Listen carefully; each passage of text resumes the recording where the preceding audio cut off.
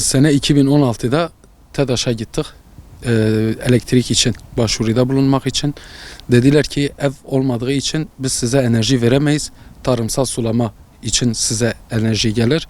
Onun da aylık ödemeleri olduğu için sürekli ödeme yapılmanız lazım. Biz de kalktık ev yaptık. Evi yaptığımız zaman dilekçeyi de verdik TEDAŞ'a. Dediler ki çekeceğiz. Sene 2016 idi. 2021'in başında aradılar, dediler valla 5 yıl aradan geçmiş, sizin dilekçe artık gitti, yeni bir dilekçe daha vermeniz lazım. 2021'in başında aradılar, bir daha dilekçe verin, dilekçe verdik, bir de proje çizdirin dediler. Proje olmadan enerji gelmez dediler.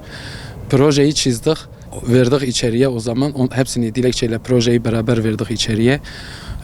Şimdi geliyorlar aniden, tabii hiçbir şey önceden haber verme yok. Geliyorlar işte biz geldik sizin direkleri çekmeye, bitişik arazi izin vermediği için biz direkleri çakamadık. Orası özel mülktür, izin almadan biz giremiyoruz, elektriği çekemiyorlar bize. Biz dedik ki biz zaten burada kuru tarımla uğraşıyoruz. Yani burası buğdaydır, arpadır, böyle sulu tarım yok bizim burada. Yani gelecek enerji sadece buzdolabıdır, lambalardır. Başka şey yok. Tarımla alakalı enerjiye ihtiyacımız yok bizim. Dediğim gibi en azından yazın buraya geldiğimiz zaman bir soğuk su, burada kaldığımız zaman bir elektrik, bir şarj için yani lazım. Ama gördüğünüz gibi 5-6 sene oldu. Herhangi bir enerji falan daha gelmemiş. Dediğim gibi geliyorlar. İşte özel mülktür. Biz giremiyoruz. İzin alın. Biz izne de gidince komşu o da diyor ki hayır diyor, ben izin vermiyorum. Benim arazime direkt uğramasınız.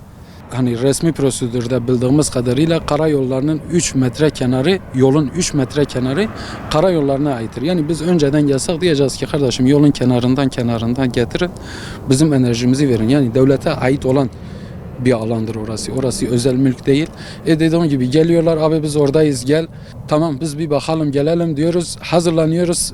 Arıyor valla işte sizin komşu gelmiş. İşte siz burada direkt çakamazsınız. Ben izin vermiyorum size.